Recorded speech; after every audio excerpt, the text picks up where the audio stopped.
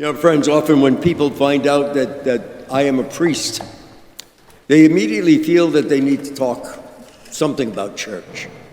And I guess that's somewhat understandable.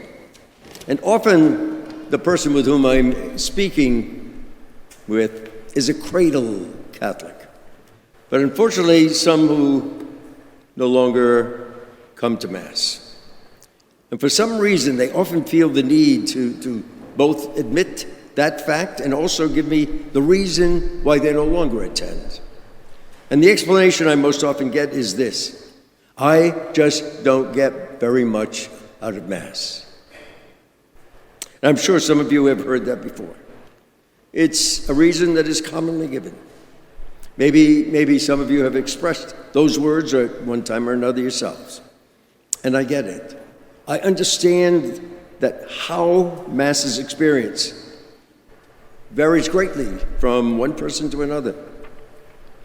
Not everyone likes the same things, for lack of a better word.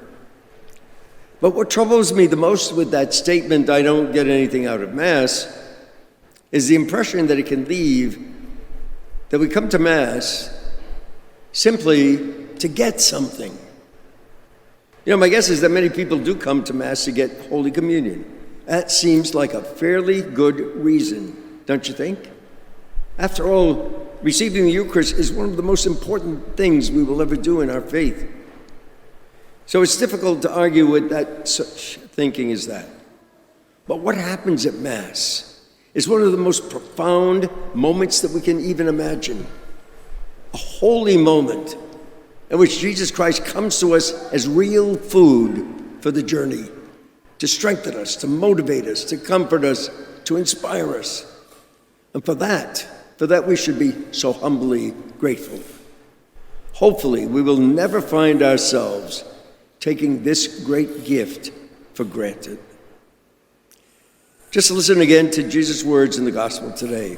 Whoever eats my flesh and drinks my blood remains in me, and I in him. Jesus does not just talk about his remaining in us.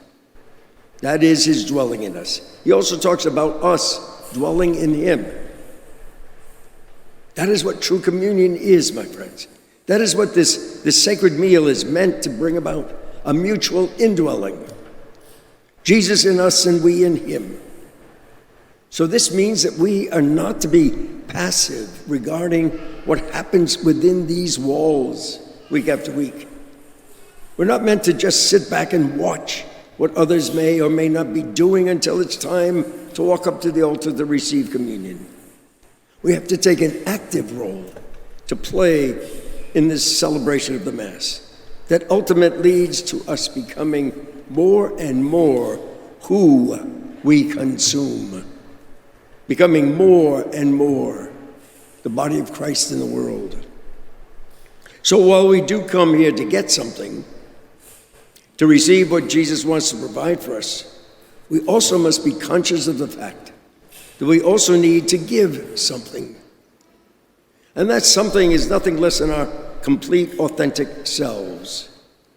If we only come here to get and not to give, then our communion with Jesus Christ will be so much less than what it can be, less than what it should be, and less than what Jesus wants it to be. My friends, Jesus wants us to feed on him in every way imaginable. But then he wants us to feed every person with whatever each one may need, be it kindness or understanding or respect, mercy, generosity, compassion, or love. In other words, Jesus wants his life and each of our lives to be caught up in one another, intertwined, united in a common purpose, in a common way of looking at the world and everyone in it, united in a common attitude and a common spirit. My friends, that is real communion. Lives becoming more and more one. We know from experience that the best relationships happen when both parties are fully invested. If it's completely one-sided, that is, when one person is doing all the giving and the other person is doing all the receiving, then that relationship itself becomes increasingly unhealthy, unsustainable, wounded, weakened, and so much less than what it can be. But when both parties are giving it their all, then wonderful things can and do happen, my friends. Our relationship with Jesus Christ is no different. So that's our challenge today, to pledge to come here week after week, not simply to get something, but to give something in return. We know exactly what Jesus Christ is bringing to this sacred table. What about you and me, my friends? What are we bringing to this sacred table?